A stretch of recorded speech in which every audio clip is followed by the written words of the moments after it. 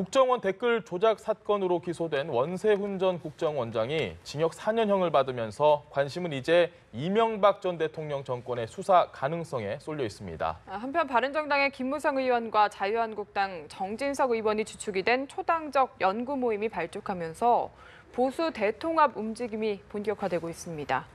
최진 대통령 리더십 연구원 원장, 김우석 미래전략개발연구소 부소장 두 분 나오셨습니다. 안녕하십니까? 안녕하십니까? 안녕하세요.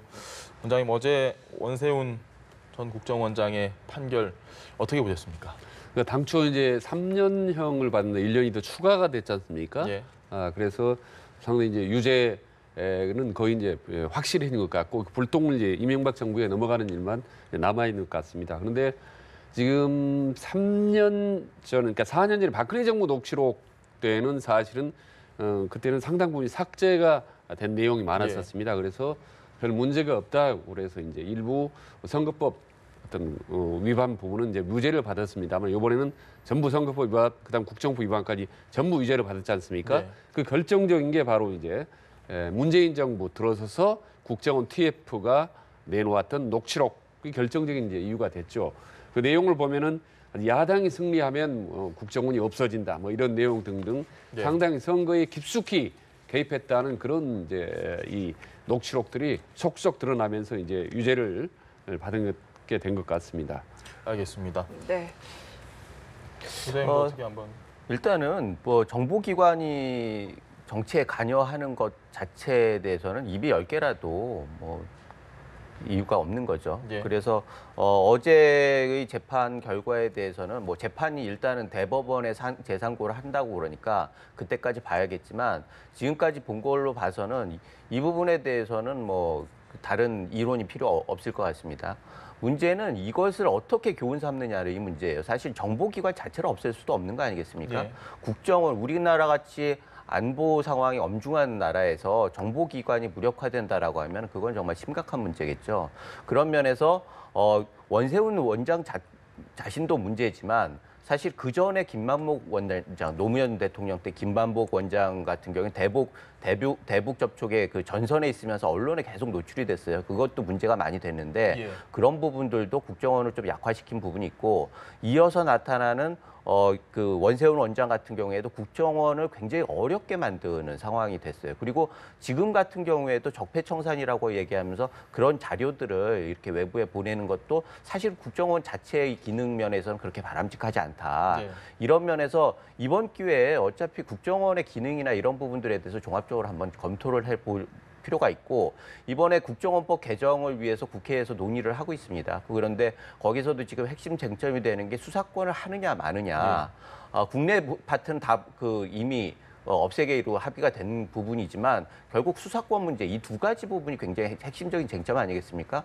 국내 정치를 관여하지 말아야 한다라고 하는 면에 있어서 국내 파트를 없앤다라고 하는 것 그러면 그 부작용을 어떻게 할 것이냐라고 하는 게 좀 깊이 있게 논의가 돼야 할 부분이고 그다음에 수사권을 없애면은 국정원 기능이 제대로 발휘될 수 있느냐라고 하는 부분들에 대해서 조금 더 깊이 있는 논의가 필요한 거 아닌가. 지금같이 정치적인 그 오해를 받을 수 있는 여러 가지 일들이 벌어지고 물론 원세훈 원장의 그 문제는 별도의 문제죠. 그거는 뭐 법원에서 판단하는 거니까. 그렇지만 그거를 또 다시 정치적으로 활용하려고 하는 어떤 노력도 사실은 역풍이 불 수 있다. 이런 면에서 좀 조심스럽게 다뤄야 할 부분이라고 생각합니다. 그러니까 문재인 정부가 이제 적폐청산 공약 1호로 내세웠지 않습니까? 예. 근데 그 적폐청산의 양대 축이 검찰 개혁과 국정원 개혁입니다. 그래서 국정원은 아시다시피 이 정치 개입 논란이 한 번도 그친 적이 없죠. 역대 정권 때마다. 그게 아마 처음으로 공개적으로 드러났던 게 이제 박정희 정권 때 1973년이죠. 그때 이제 김대중 납치 사건, 동경 납치 사건 이후로 끊임없었죠. 조금 전에 김만복 사건을 해서 정권이 바뀔 때마다 정치 개입 논란이 있었고 그러나 그때마다 이제 심증은 강했지만 정확한 물증은 없었습니다. 그리고 정권을 잡으면 당장 그 정권 집권한 사람이 덮고 넘어갔었죠. 그런 비리들을. 근데 이번엔 집권한 사람이 그걸 파헤쳤지 않습니까? 그리고 처음으로 제대로 심증한 물증이 상당히 좀 구체적으로 나오고 있습니다. 특히 이제 2012년 대통령 선거 때 박근혜 후보가 되고 그다음에 이제 문재인 후보가 이제 새로 등장할 때 당시 이명박 대통령 아니었겠습니까? 네. 그 대통령 임기 말에 집중적으로 이제 그런 댓글의 징후들이 많이 나타났죠. 이를테면 뭐 찬반 후보에 대한 비방하거나 이런 건들이 구체적으로 드러난 건이 한 1,000건이 넘고 트위터에 이 글을 올린 게 거의 이제 10만 건이 넘고 말이죠. 네. 뭐 이런 또 게시글이라든지 해서 뭐 수만 건들이 아주 구체적으로 거기다가 이제 직접 국정원장의 녹취록까지 나오고 있는 상태에서 예. 문재인 정부에서는 차제에 정말 쌓이고 쌓였던 적폐의 핵심적인 기관 하나였던 국정원을 청산할 수 있는 결정적인 기회다라고 이제 생각을 한 거 상당히 좀 박차를 가하는 거로 저는 보고 있습니다. 원세훈 전 국정원장이 숫자 4와 좀 많이 연관이 되는 것 같은데 재임 기간이 4년이었습니다. 1987년 이후에 최장 기간으로 국정원장으로 재임을 했고 지금 4년 동안 분려다녔죠. 2013년 이후에. 그리고 이번에 4년 선고를 받았는데 좀 더 다른 혐의로 조사가 돼서 또 다른 조사를 더 받을 것이다 이런 얘기도 있습니다. 4년이라고 하는 건 사실 광우병 파동이 계기가 아니었습니까? 초반에 이명박 정부에 광우병 파동이 있었고 네. 그 부분에 대해서 그 이명박 전 대통령은 굉장히 충격, 트라우마가 있었던 것 같아요. 그래서 좀 믿을 만한 사람들을 여기저기 배치를 하는 와중에 사실 원세훈 원장 같은 경우는 그전 행자부 장관을 하고 있었는데 전혀 전문성이 없는 네. 그런 분야로 갔다라는 건 일단 충성심이 굉장히 좋고 호흡이 잘 맞는다라고 하는 그런 그 유일한 그 요소 때문에 정보기관을 이 장으로 보내는 거죠. 그래서 4년을 계속 같이 했어요.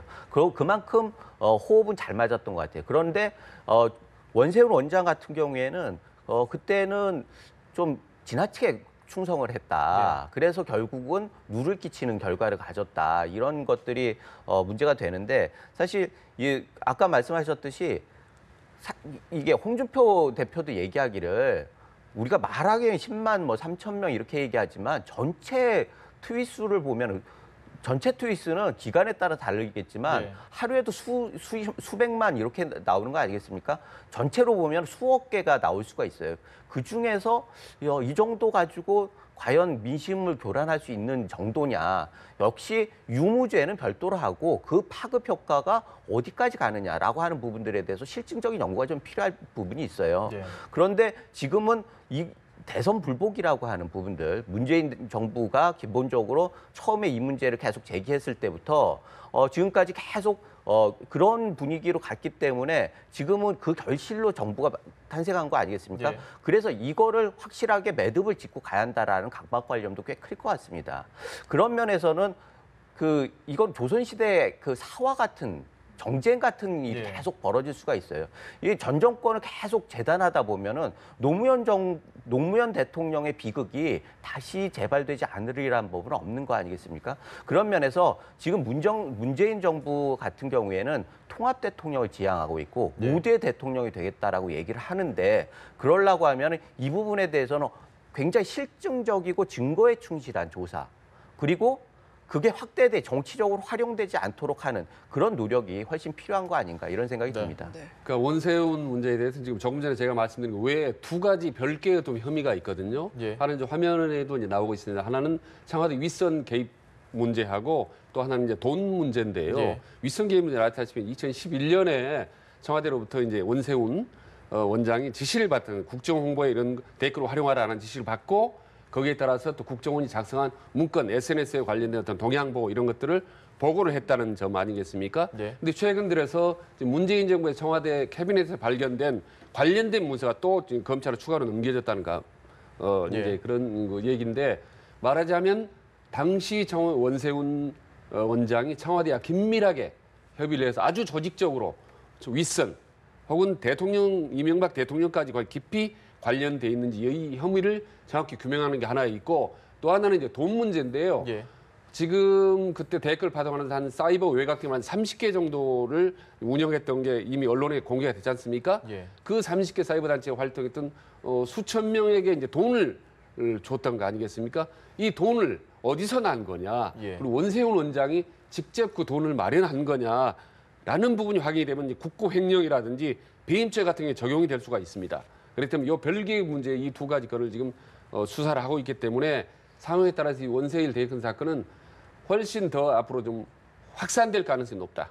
그야말로 적폐청산에 대한 핵심적인 그런 그 알맹이 예. 있는 어떤 사건으로 훨씬 더 앞으로 좀 파장이 2탄, 3탄이 추가로 아마 확대될 가능성이 좀 높다고 봅니다. 알겠습니다. 이 부분에 대해서 추가로 좀 설명드리자면은 SNS를 국정 홍보에 활용하라. 예. 이거는 국정원에만 간 게 아니에요. 전 부서에 간 거고. 예. 그래서 전 부서에서 SNS 대변인을 둔 거예요. 그때는 사실 그 광우병 트라우마가 워낙 강해가지고 그 다음에 그 뉴미디어 비서관도 청와대에 새로 네. 생기고 그리고 각 부처에 SNS 대변인제를 신설해가지고 국정 홍보에 전력을 다할 때였습니다. 네. 그거는 어떻게 보면 국정원뿐만 아니라 모든 부처에 해당되는 것이기 때문에 그런 것들을 받고 국정원에서 어떻게 하느냐를 그야말로 국정원 내부의 문제일 수가 있다는 거죠. 예. 그래서 이 부분을 너무 지금 예단을 해가지고 정권의 핵심부를 확대하는 부분들은 정치적인 부담도 있지만 실체적인 진실에 대해서도 상당 부분 제약이 있을 수 있다. 이런 부분들을 지적할 수 있습니다. 네. 알겠습니다. 그리고 조금 전에 오늘 나왔던 소식입니다. 이 기아차 통상 임금 1심에서 노조가 승리했다는 소식이 들어와 있거든요. 이 정기 상여금이 통상 임금에 포함해야 된다. 이런 법원의 판결이 나왔는데 이 내용 어떻게 보셨습니까? 그러니까 지금 문재인 정부가 진보 정부 아니겠습니까? 예. 그러니까 지금 문재인 정부 출범 이후로 뭐 노사정위원장이라든지 고용복지부 장관이라든지 상 진보 성향의 인사들이 많이 이제 주요 정부에 포진을 했고 네. 또 최근 들어서 이제 사법부에서도 진보적인 성향의 인사들이 많이 기용이 됐습니다. 그 연장선상에서 방금 전에 노조에게 유리한 그리고 일부 승소 판결이 났지 않습니까? 네. 이 판결에 의하면 이제 상당 부분이 많은 그 노조가 청구했던 원금과 이자 포함해서 뭐 1조 900억이나 이 중에 4천억 원을 회사가 지급하라는 예. 그런 판결이 나왔네요. 그렇다면 이제 이 부분에 대해서는 이제 상당히 그동안 노조가 어떻게 보면 6년 동안에 어떻게 투쟁했던 예. 힘겨운 그런 어떤 투쟁의 결과물이기도 합니다. 그래서 그동안에 이명박 박근혜 정부 지나면서 사실 노조라든 이런 부분들이 많이 또 탄압을 받기도 하고 실제로 예. 불이익을 많이 받아왔었습니다. 그런 점에서 문재인 정부에 들어서서 어떻게 보면 이제 정상이 비정상했던 부분이 상당히 정상으로 회복되는 측면도 있다. 다만 이제 이런 부분들이 어떤 사측과의 어떤 관계, 어떤 갈등을 또 심화시키는 게 아닌 건지, 어떤 경기를 좀 위축시키는 측면은 없는 건지 이런 예. 부분까지도 균형 있게 좀 더 살펴서 정부가 이런 것을 판단을 해야 되지 않을까라고 생각을 합니다. 말씀하신 것처럼 이 통상임금에 지금 상여금이 포함이 되면 앞으로 뭐 퇴직금 산정, 수당 산정 모든 게 다 올라가고 뭐 기아차만 노조가 있는 게 아니고 전국에 있는 그렇죠. 모든 노조가 이제 가만히 있지 않을 건데 물론 뭐 정부가 뭐 알아서 법제화를 할 수도 있겠지만 상당히 경제에 미칠 영향이 크다는 이런 우려가 많이 있습니다. 어떻게 보십니까? 맞습니다. 2013년에 대법원 판결 이게 통상 임금으로 봐야 한다라고 하는 판결이 있고 똑같은 일이 계속 벌어졌어요. 사실 유사한 소송들이 본물 터지듯이 예. 일어났고 그래서 이 부분에 대해서도 그렇다고 하면 왜 정기상여금이라는 명목으로 줬느냐. 통상 임금으로 주면 되는 거지. 네. 라고 하는 문제 제기가 있었던 것도 사실이고 그런데 그럼에도 불구하고 이 부분에 대해서 법원의 판단이니까 존중할 부분이 있는 거죠. 그런데 대법원의 판단을 존중해가지고 지금 1심에서 그거를 일단 그 인용하는 부분으로 네. 간 것 같은데 결국은 이게 우리 산업 부분에 어떻게 말씀하신 대로 산업 부분의 파장이 어떠느냐를 잘 판단해야 한다라는 거예요. 법은 무슨 개인의 권익을 위한 부분들도 있지만 사회 안전성이라고 한 두 가지 축이 있는 거거든요. 그런데 이게 파급 효과가 사회적으로 굉장히 위기에 갈 수 있다라고 하면은 사실 어느 정도 조정이 필요한 거 아니냐. 그래서 2013년의 판결 내용도 원칙적으로 인정하지만 신의 측에 의해서 예외가 인정될 수 있다라고 얘기를 한 거예요. 그런데 이번에 같은 경우에도 이 부분을 보면서 지금 우리나라 자동차 산업이 정말 위기 아니겠습니까? 예. 중국 변수도 있고 GM 대우는 또 GM은 떠나겠다고 예. 그러고 이런 상황에서 우리가 세계에서 어느 나라보다 생산성에 비해 임금이 높은 나라라고 악명이 높은 그런 상황이에요. 예. 그럼에도 불구하고 노조에서는 계속 임금 이상을 요구하고 통상 임금을 근거로 해서 다른 그 실질적인 임금도 계속 올려야 한다라고 주장하는데 이런 것들이 재판에서는 그럴 수 있지만 실제 현장에서는 오히려 굉장히 악영향을 줄 수 있다. 그래서 가장 바람직한 거는 노사가 뭔가 산업을 그 발전적인 그 국가 경제나